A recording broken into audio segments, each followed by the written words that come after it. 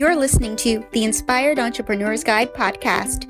This is episode 23, and show notes can be found at dvpodcasts.com/inspired. Hey everybody, welcome back to another Sanity Session with myself, Darlene, and Christina. Say hi, Christina. Hi, everybody. We're back with another Sanity Session. Hopefully you enjoyed the first one about what to do with your big ideas. Today we're going to be talking about something fun about creativity. But first, let's have a little breakout Sanity Session. Christina, what's going on with you? What's new? Well, we're just jumping into our next month's box. So I can't even remember what the theme is right now. But we're constantly coming up with new ideas for the boxes and things for the themes. And we also are opening up a blog of subscription box owners reviewing subscription boxes that aren't theirs. So we get a unique perspective being box owners and subscribers ourselves to other boxes. So it's called theboxreviewers.com, and we'll be opening up soon. There's a form set up so you can sign up and get on the newsletter list. But I think it'll be pretty cool to see the different perspective of reviews from our side rather than just retail value. We're giving you full value. Like what is everything actually worth behind the scenes too? So it'll be fun. It's kind of like a documentary in a way of like, you're flipping the script kind of thing. So that is kind of fun. Yeah, we've got 6 subscription box owners. Some have been around for a few years, and some are like me within the last year that are on board to do reviews every month, and we're just having a ball with it right now.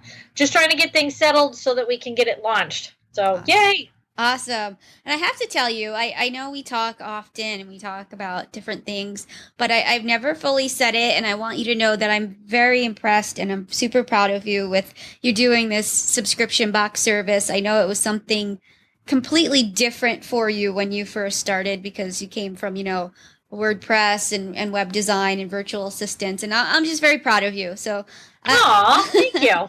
Yes. And I don't think I say that or say it often, and I think we all should. Yeah, everybody wants to know that somebody's proud of them. I mean, that's a given. But yeah, it's been kind of weird going from a service base to a product base, and it's been a lot of bumps and a lot of learning, some expensive learning. But hey, that's part of being an entrepreneur. You got to be crazy to do it, which Sanity Sessions. Right. You just have to know that if you jump in with both feet, eventually something's going to stick and it's going to work. You just got to keep trying. That's all. Absolutely. And what's our tagline? Remind us again. Crap, I forgot. Oh, Sanity Sessions, because we entrepreneurs are cray-cray. Yeah, exactly. Oh boy. So what are you up to? So what am I up to? So kind of just to backtrack everybody, just to let you in on our little sanity session recording. We did this last week and had computer issues. So we're back again, and kind of the short version, I had given a long version in the recording that did not work out.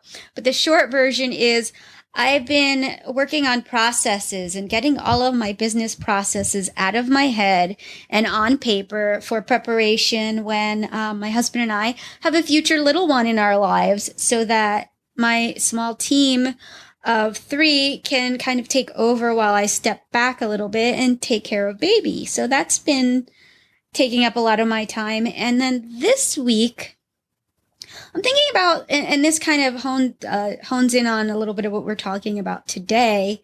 So I'm thinking about my creative process for my podcasts in 2017. I'm kind of getting a little tired of the interview format. Yeah. So this has been super fun for me doing this co-hosted thing because it's just you and I chatting and talking about different things that we're going through in our business. And so I'm trying to think of other things that I can introduce into my already existing podcast. So that's been on my mind lately, and that's pretty much it. Yeah. Well, I like this kind of thing too. I haven't been a big podcast listener. I mean, basically, yours is the only one I've actually listened to ever. That's funny. Because it's just one of those things where most people will listen to it while they're doing something else, and I can't because everything. Before, I always did very technical stuff, so I needed my brain focused. Now that I, like maybe I'll be packing boxes or, fixing, repackaging items that come through. That is kind of like mindless work. So I do now pick out podcasts to listen to once in a great while. Right. Or webinars or something like that, and I'll put my headphones on and I'll just do that while I'm tying bows and stuff like that. Absolutely. So I kind of like banter a little better than interview, only because with interview there's so much information being thrown at you that sometimes you can't catch it. So even if you get the transcript, then you're rereading it, and that I don't have time for that. But I like the banter thing. You get personality, you get little tidbits that maybe wouldn't have come out in an interview because it's so unscripted. Right. So you get us. All the ugly stuff, all the fun stuff. You get it all. Yeah. Lucky you. Yeah. Oh, boy. Little side note, my daughter told me the other day that she went and watched one of my videos for the box that I do every month. Right. And she called me on the phone. She goes, I'm sitting there and I'm watching your video. Now, she's never watched them before. And I've been doing this over a year. And I was like, well, that's kind of rude. But she goes, no, I sat and I watched one. She goes, and I had to laugh. And she says, not because of what you were saying or anything. She goes, but as somebody who sat in front of you and had a million conversations one-on-one, she goes, that's what it felt like. Is like I was sitting in the room with you describing this stuff to me. I was like, yay! That's exactly awesome. what I want. So, I mean, that made me feel so good. I'm like, my daughter, who's going to be 30 soon. Yes, 30. She's like, your mannerisms, everything. She goes, it's like you're talking to me. And I said, well, that's the whole idea. I can't script things. Absolutely nothing I do is scripted. Right. I mean, I may have a little outline on the side, but rarely do I actually follow it. I know. Yeah. I have some points I want to hit, but other than that, it's just me. So you guys are getting it too. You're just getting me. Right. And I'm happy about that. So thank you. So, I just had like this whole, like, my brain just went, so why don't you kick off what we're supposed to be talking about today? Okay. Well, we're talking about, your creative processes, how, like last time we talked about, your big ideas, and now it's like, okay, well, what happens if that big idea is not coming? Or, what do you do to get your mind back into that creative flow? Because everybody out there has two sides to their brain. Some are more technical, some are more creative. It's not the average, but I tend to have about a 50-50. So I have to keep both sides the same amount of happy, or it makes me crazy. So I have ways that keep the technical side happy, and I have ways that keep the creative side happy. So we just wanted to discuss how we get our creative mojo back, how we spark that little thing inside of our head that goes, oh, that's a good idea. Even if it sounds something out in left field, hey, it's an idea, and it helps process more ideas, because you get one. It's like a Lay's potato chip. You can't eat just one. You get one, you got to keep going. Oh my God, potato chips. I know. For me, it's ice cream, but I know. I was going to say ice cream. So let's set the mood here, though. Let's pretend we're in the creative realm, and we're awesome right now. So let's set the mood. Maybe put some set the mood music on when I go and edit this, but. What's your typical flow when you are ready to create? So you don't have any mental blocks, no creative blocks. What is some of the things you do? So like for me, I'll maybe grab a cup of tea. It's early for me. My creative process, if I'm going to sit down and be writing, or I'm in the mood to do something that's creative, it's always in the morning. That's when I'm the most creative. So I'll grab my cup of tea, go in the office, maybe play music, depending on what that creativity thing is I'm doing. And then just get to it. So that's my mood. What about you? My creativity kind of comes in spurts. So when I'm having a lot of ideas, they come at me either like right when I wake up, or sometimes in my sleep, and they come at me in the shower big time. Right. Because that's when I meditate. All the hot water, and I'm in there for a while, and nobody's bothering me, and I can't hear anything. And a lot of times when that happens, when the ideas are flowing that well, I'll get them like in the shower or whatever. If I'm in bed and I wake up, I have a notepad next to the bed and I write things down. They may not make any sense at the time, but I write down every word that comes. And then in the shower, when I get out, I'll grab my phone and I'll record whatever I remember. Either I'll type it in or I'll record my voice. But my creativity time in the morning, I'm more, let's get in, check the emails, respond to emails, even if it's 5 o'clock in the morning. I'll still respond to emails then and help desk things that came in overnight, stuff like that. I'm more of the busy stuff, the busy menial stuff I get. My day for creativity is kind of like when everything's quiet. Like, I don't have to worry about phone calls. Maybe I just got off the phone with my daughter because she calls just about every day. So I wait until she calls, or if the younger one is out of school, I wait until he's occupied with something. And I just sit down and I let whatever flow. I read my notes. I listen to, my other notes, and I just kind of let it go from there. So it's usually just water I drink. I have my crystals around me and my computer in front of me, and I just go with it. Nice. So I kind of want to backtrack. This has nothing to do with this actual topic, but you said that, your ideas come to you in your quiet time in the bathroom. I'm not a mom yet. And I hear about bathroom time. Oh, bathroom time is that sacred. real? Is that real? That's a thing. It is sacred time. It drives me crazy that my daughter has always let her kids just come in the bathroom when she's in there. I'm like, no, my policy is that door is shut and locked. That's hilarious. You were occupied, you were in your crib, daddy's watching you, whatever. But bathroom time is sacred time. So I may not be in there doing my business. I may just be in there to get my brain back in. No, bathroom time. Bathroom is the only place you can go that's private. Right. Think about it. You go in your room, the kitchen, outside, anything. The kids with you like 24/7, or they're calling your name or whatever. But you go in the bathroom and you treat that as sacred time. That is private time. Nobody bothers you. Same with them.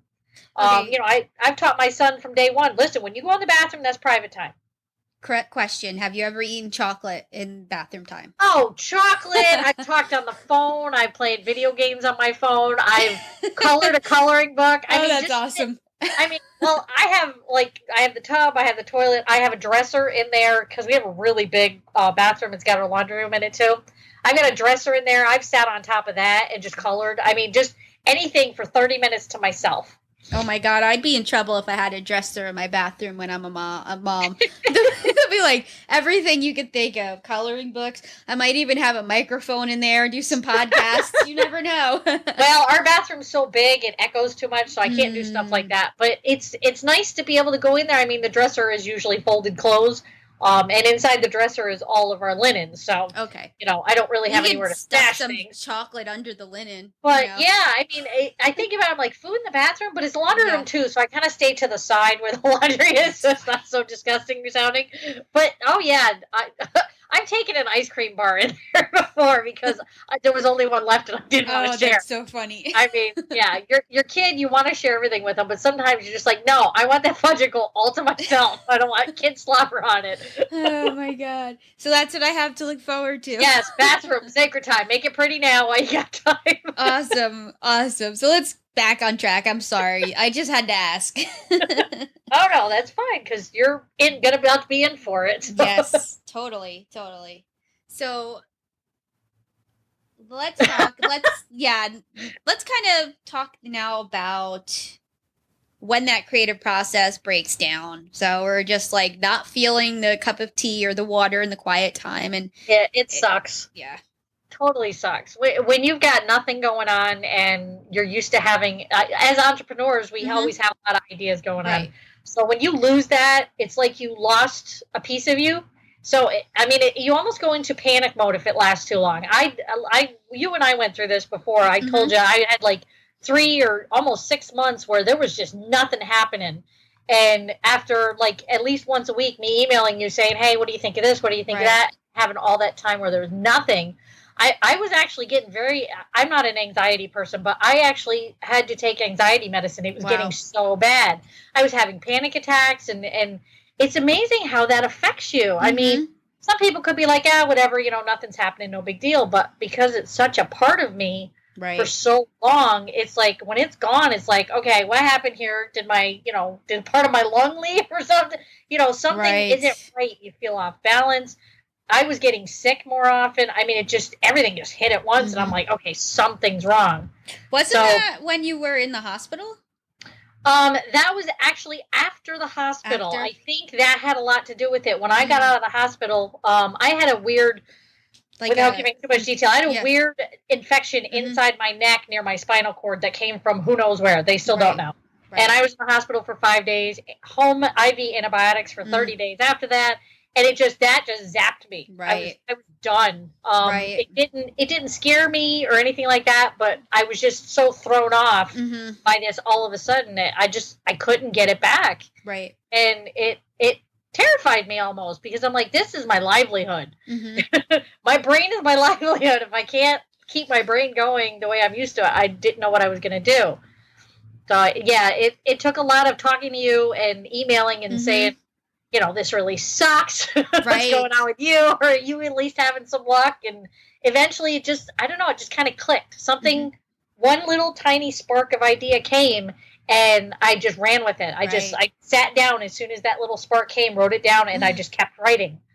And that writing came up, all kinds of stuff came out, and I'm like, none of it makes sense, but I wrote it, and that helped kick it into gear, and then they just started flowing again. Yeah, it was really cool. I loved that time too, and I can remember it because you would send, Darlene, how does this sound? I wrote this. Does it make sense? And some of it was little. I remember we were sending little short stories that we were both at the same time going through the same thing, which is so bizarre. But we were sending it back of, our different things we wrote or created back and forth. And I think probably without even realizing it, but thinking about it now, it was like therapeutic, and we were helping each other through the same thing at the same time. And that's kind of cool. Yeah, because neither one of us, you have written things. You've written a book and things like that. I've never done that. And I started writing a book because I had all these stories from my past life that I felt they just needed to get out. I had always said that they needed to be a book, and I just decided, what the heck, I'll start doing. I got nothing else going on. Right. So I started writing it, and doing that started kicking everything else into gear, and sharing them with you, and you saying, well, maybe try this way, or I like this and that. That helped me think more creatively about how can I fix it? How can I change it? So that I needed somebody to say, to give me feedback on something that is not normal for me. So me writing a book was not anything even close to normal. I'm not a writer. I know I can do a good job when I really put my mind to it. I just don't have the ambition to do that. Right. So me deciding to write those little short stories and stuff and getting feedback helped that creativity start to come back, because you made me think of, how can I reword this? How can I rearrange this? And that's a whole different thing for me. Right. So, service, product, and then all of a sudden writing is totally different too. So I just had to find something different and redirect my brain matter to that. And then it brought everything else back. Right. And for me, thinking about it, way back when, and not to detour too much, but at the time I was working full-time from home, but for a service company. It was my first client, so I ended up taking a full-time job long-term. But because of that, it was such that my creative stuff that I used to do for clients, I wasn't doing anymore. And I think that started to affect me mentally. I wasn't happy in general. I enjoyed the work, but I wasn't happy anymore. Because you were working for somebody again, and even though they were considered a client, now they're your boss. When it becomes kind of full time, it's your boss, and that totally takes you back to the days when you were stuck, working for somebody else. Yeah, I'm not 100% sure it was that, because I've always loved that work, and I still do. I still work with him, but not on a full-time basis. Right. But it was more of answering customer service, technical thing, and there was no creative outlet for me at all. And then by the time nighttime came, I didn't want to do anything because I was tired. Right. So there was no outlet for me. So around that same time you started writing, that's when I started just writing again, because when I was younger and things were bothering me, I would write, and that was my outlet. And so I started doing these short stories, and that slowly started me to come around. And then eventually I started working just part-time with him, and I started podcasting again, and that just pretty much opened the doors wide open back into my creative process. But when it was gone, it was gone. Yeah. And it wasn't happy. It wasn't a happy time. No, it's horrible when it happens. And, more power to the people who have those moments and it doesn't faze them in the least. I mean, yay, that's awesome. Right. Let us know what you do to bring it back. Right. we found out that writing does it, even though writing is something I don't do, and writing is something that you've done. It worked for both of us. So it can work for anybody. I mean, if you're not a writer, sit down, just write some little short story. I went on Reddit. I had seen something that you posted about writing prompts. Right, yes. So I went on Reddit, reddit.com, for those that don't know. It's a forum for basically everything.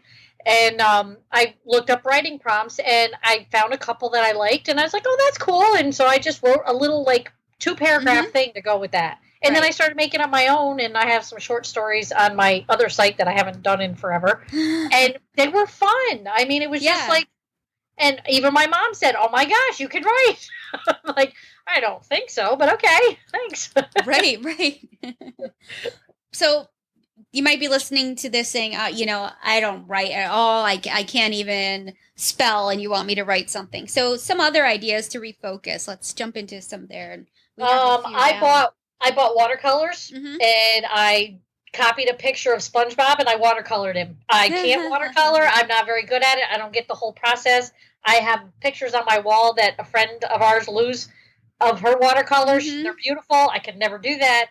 But I was like, okay, there's something that I'd like to try once. So it takes, like, $3 at Target in the kids section to get a little watercolor thing. Grab a packet of paper and just play.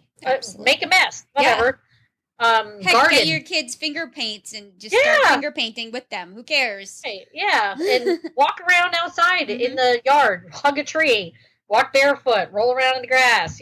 Whatever works for you. Find something that you can play with. Play like a kid. That's what I found out, is that I had to get to that point where, okay, I didn't care what people thought what I wrote, so I just wrote. Nobody was ever going to see it, I thought. I didn't realize I was going to post them. But, I did something that was like, I don't care, because nobody's ever going to see it but me. Right. It's just me. So try it out. Take a few dollars, go spend it at Target or whatever, or at a craft store, and just build something. Right. Draw something. Another idea is you probably have one of these in your pocket and don't even know it. Smartphone. Go outside and take pictures. Just in different ways that you've never thought of. And just, that flower looks nice. Maybe get up closer to that flower and take a picture. Just find different ways with what you have to be creative. Yeah, there's a bunch of camera apps out there that you could try that'll do different things. I actually just bought one of those clip-on lens things that you can do a macro and micro lens. It was super cheap, and I'm like, okay, I'll give that a shot. It's easier to take close-ups of the products. Right. And I hooked it on there. I'm like, that cost me like $4. That's awesome. And I've got 4 lenses. I'm like, okay, cool. Yeah. And you could do that with flowers and things like that, or just take pictures of cars going by, or, of the sky, anything. Go to the park, anything. Take pictures of dogs. One other thing that I wanted to mention is we're talking about all things that you can do to be creative. Step out of your own creativity and mental block and just immerse yourself in someone else's. Read a book. Go to an art museum. Yeah. Just get outside and enjoy the creativity of nature. I mean, there's so many different colors and things that you can just immerse yourself in and forget about everything else. We mentioned Luz. Looking at her art, she had these positivity cards, and when I would just feel down, I would take out one of her positivity cards. Do you have those too, Christina? I have a couple of them. I don't have the whole set. Okay. But I have 2 of her artwork on my wall, so I'm good. Yeah, exactly. Well, I would just take the card and just read whatever, it's a positivity quote with some of her doodles on it. And it would just take me out of where my brain was going, which sometimes wasn't in a not so nice place. Right. And would just kind of bring me out of it. So those are just some ideas. So in closing, I know you wanted to say something probably about not forcing it. So yeah, don't make yourself crazy like I did. Trying to force things to happen. Find somebody that you admire that is totally out of your comfort box, and try to research what they do. Do what they do. Like I did with Luz. She does the watercolors, so I picked up watercolors because I couldn't think of anything else. But I see her pictures on my wall, and I love them, and I'm like, well, what the heck? It's something different. So go in with those people. But if you force it, you're going to make yourself crazy, and you can make yourself physically ill when you get like that. So, take it as a way of your brain saying, yo, take a chill pill, relax, step back a little bit, get out of your head, go find something to do that is totally different than what you're used to. You may find something new that you love. Right. And that'll open up more creative outlets. So, that's the best thing I can say is never force it when you're in that position, because you don't want to end up sick like I did. Right. I don't have much more to add to that because I think that was perfect. So don't force it. So if you want to see some of the things that we're doing creativity wise, I mean, I take photos. I have my podcast and my business. Christina, what do you have going on? You have so many things going on. I can't keep track. At the moment, I have the box company, Mystical Mojo Box. I have the Box Reviewers review blog starting up soon. I have shop items that I'm adding to. Eventually, it'll be its own shop. What else am I doing? Crap. So much. Well, your videos, you can watch all the videos about the boxes. There's going to be new videos that I'm doing that are about different like crystals and things like that instead of just about unboxing the boxes. So yeah, there's all kinds of stuff going on. Check us out on our Facebook pages. That's generally where we post, or Instagram. Right. Our pages, our profiles, we stay busy, pretty busy. We do. And I will have a link to all of the places you can find us in this episode's show notes. So I think that wraps things up with the creative process and getting, it was lost your creative mojo. Hopefully this conversation will give you some ideas to help you find that mojo. And to let you know you're never alone. Yes, you're never alone. There's always at least one other person that's having the same problem. Yeah. And if you're having some problems and you're just like, I cannot, I just don't know how to shake this, just drop us a line. You can send us a message through any of our websites. And oh yeah, definitely. We're happy to help. We're online 24/7 basically. Pretty much, which is sad, but yes. Yes. Have a great day, everybody.